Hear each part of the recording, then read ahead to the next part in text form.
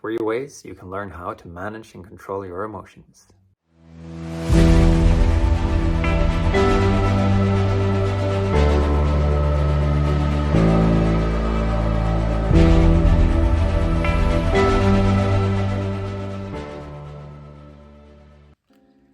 Namaste, my name is Yogi Shivananda. For the last decade or so, I have been studying the human mechanisms, how we respond, how we react, how we function. And today I'm going to share with you something that I call the BBS model. By implementing this BBS model into your life, you will learn how to move from being completely absorbed in the emotions and just reacting to everything, to taking a step back, observing the emotions, bringing yourself down, and then responding consciously. Most importantly though, is the last thing I'm going to share with you, which is a way to remind yourself to implement these tools exactly when you need to. Because this is the main problem. This is the main challenge, isn't it? We get into these situations, stressful, triggering situations, and the last thing we remember is to implement all these amazing tools, right? So how can you remind yourself of implementing these tools exactly when you need to? This is a big game changer, and I'm going to share it lastly in this video. I hope you enjoy. Okay, so the first thing that I'm going to share with you is how to come back into the present moment. A common problem is that when we get triggered by these strong emotions, our awareness is drifting off to the past. It's remembering something that happened that is similar to this, and we worry about it might happen again in the future.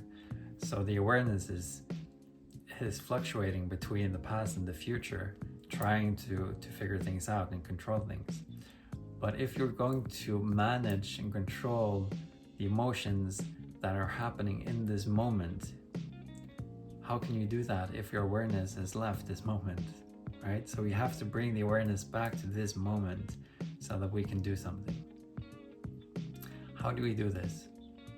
See, the mind is such a vast space. The awareness can be anywhere in the mind, but the body will always be in this present moment. It's so deeply rooted into this present moment. A lot of people have probably tried bringing the body into the past or the future, but it's not working. It is in the present moment. So by bringing your awareness to the body, you have come back to the present moment where the emotion is, right? So if you want to manage and control the emotion, at least you have to be with it, right? But even better than coming to the body is coming to the breath. Why it's so important to come back to the breath? Because the breath is the most vital thing for our existence, such a fundamental thing for our existence. Only a few minutes without breath and we die, right? So the breath has an immediate effect on the entire system. If you hold your breath, immediately you will start to feel changes happening. If you take a deep inhalation and exhalation, immediately you will feel some changes happening. So by understanding this, we can use the breath to regulate. If you observe yourself in any emotion, you will feel that the breath is slightly different. If you're excited, the breath is like this. If you're relaxed and calm, the breath is different. If you're angry, the breath is different. So by changing the breath, we're also changing the state that we operate from. So by bringing ourselves into the present moment, to the breath, taking a deep inhalation, exhalation, we're moving from being absorbed in the emotion to observing it in the present moment by some calmness. We're observing with some calmness, and this way we can respond consciously and manage our emotions. So what is the next step? The next step is how to process the emotions. Let's go into it. Okay, next step, how to process the emotions. So a very huge challenge today for people is to actually process the emotions. A lot of the time the emotions are feeling unbearable and we we have so much resistance to the emotions that we try to suppress them. We distract ourselves. We find other ways to move about without actually dealing with it. You know, for some people maybe it's a conscious thing. For most people it's a subconscious thing. We just try to avoid the feelings, the emotions. So we need to learn how to process these emotions, because what is happening actually when we suppress, when we distract ourselves, when we don't tend to the emotion, this is an energy. The emotion is a form of energy, and it is taking place in our body. By suppressing or distracting ourselves, we're just kind of pushing it down, but it's still in the body, it's still in the system. And pushing it down, it is taking a lot of energy, because the emotion, it wants to flow, it wants to be in movement, but we try to contain it. And containing something like that, it takes a lot of energy. So people who have been suppressing a lot of emotion, they will feel drained out. You know, it doesn't matter if they sleep for 10 hours, 12 hours, they wake up, they still feel exhausted, because in the subconscious level, they are resisting so much of the energies that are in the body, trying to hold everything into place, and they will easily get triggered, and these emotions will come up, and they will get into all that reaction kind of thing that we're talking about here. So what we need to do is actually process the emotions, so that the emotion can leave, the energy can leave the body, right? Instead of carrying this baggage, we're letting it go. So how do we do this? Because often the pain feels unbearable, right? It's just too much, and that is why we try to escape it. But if you notice, the sensation of the emotion itself in the body, if you ask yourself, is the sensation in the body really painful, or is the pain coming from all my thoughts happening around this emotion? Because if you bring your awareness to the body, you figure out where in the body is the emotion, where is this energy sitting, and what is the sensation of this emotion. So the difference between an emotion and a sensation, an emotion, it could be like anxiety, stress, anger, resentment, right? But the sensation is neutral. It's things like tingling, contraction, expansion, itching, you know, these kind of things. So by observing what are these sensations, you're kind of neutralizing the emotion, and you look at it objectively. So then you notice that it's actually not that painful. It's the thoughts that create all the pain, all the resistance. But if you just observe it from a neutral point of view, the curiosity of the sensation, no need to analyze, no need to define, remember where it's coming from, where it's going. Just be completely with the sensation of the emotion. No need to justify anything, reflect, analyze, just be present. Because the emotion, this energy, it can only leave the body through the gates of awareness. I'm going to say that one more time. The energy of the emotion can only leave the body through the gates of awareness. I'm going to add acceptance to that, because with this awareness, there's also have to be full acceptance. We can't have any resistance to what we're experiencing. We accept it, we observe it, fully aware of it, and by some time, it's going to eventually move out of your body. You're going to feel some liberation, you're going to feel at ease. Suddenly, just leave. So this is how we process the emotions. We have to move away from all the thoughts, all the negative, painful thoughts that we have, and just observe the energy and what is happening when this energy is in the body. This is how we move from being wounded to wise. We should not be wounded by our past, but we should be wise. I think it's Sadhguru who said this. So by observing it, being fully aware, fully present, the energy can flow. Result of that being we have all the energy. Instead of pushing things down, we have the energy.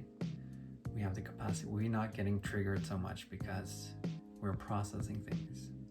So we don't have all this energy ready to pop, right? It's like a ticking bomb. Some people you can see, they have so much unprocessed emotion in them. You can just, by looking at them, you're like, this is a ticking bomb. Any second this person is going to explode, right? So by just getting all that tension, all that pressure out of you, then your life will be so much more pleasant. So for the last thing I'm going to share with you, which is the most critical, how to remind yourself of using these tools that I've shared with you in the right time. Okay guys, so the last thing that I want to share with you is a game changer, because the main problem is to remember to implement these tools that I've shared with you at the right time, because these are often stressful situations, right? And we have so many things going on, the awareness is all over the place. The last thing we're going to remember is to breathe, right? So we have to find ways to remind ourselves to implement these tools when we need to, right? So what I'm going to share with you now is a technique that I developed before I could tell Siri to remind me to change tires on my car when I get home. Now it's very simple like that. This was before that. So I needed to find a way to remind myself of these things. So what I did is I closed my eyes and I would visualize myself, for instance, coming home, and I would add as many details as possible, make it as realistic as possible. On this day, it's sunny outside, it's cold. It's Norway, of course it's cold, but it's probably windy too.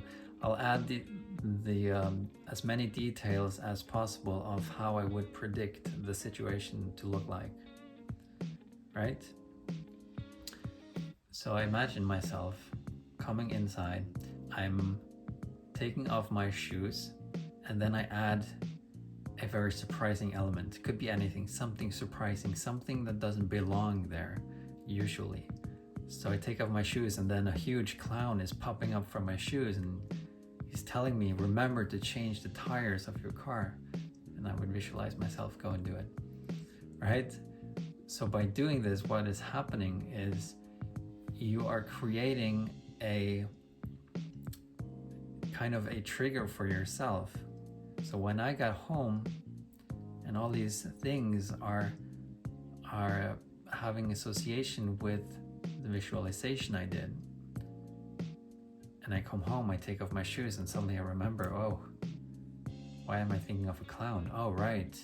Oh, the clown is telling me to change tires on my car, right? So in this way, you can plant seeds into your subconscious mind, and you'll plant them in such a way that they will sprout exactly when you need them to. So we can use this same technique for remembering to implement these tools when we get triggered. So how do we do this? We need to find like a common thing, because not every situation is going to be alike, right? But if you look at your past and all the times that you felt like you've lost control over your emotions, there is something that is common. It may not apply to all of the memories, but most of your memories would have some common traits. It may be a particular person that tends to push your buttons and trigger you, right? And probably not every time you see this person, but the time you see this person and he triggers you, let's say it's a guy, And when he triggers you, it's when he gets upset and angry, and that triggers you. When he gets upset and angry, he has this vein coming forward in his forehead, you know? So you can use this vein as an anchor for your visualization. So you create a visualization using this vein as something surprising is happening.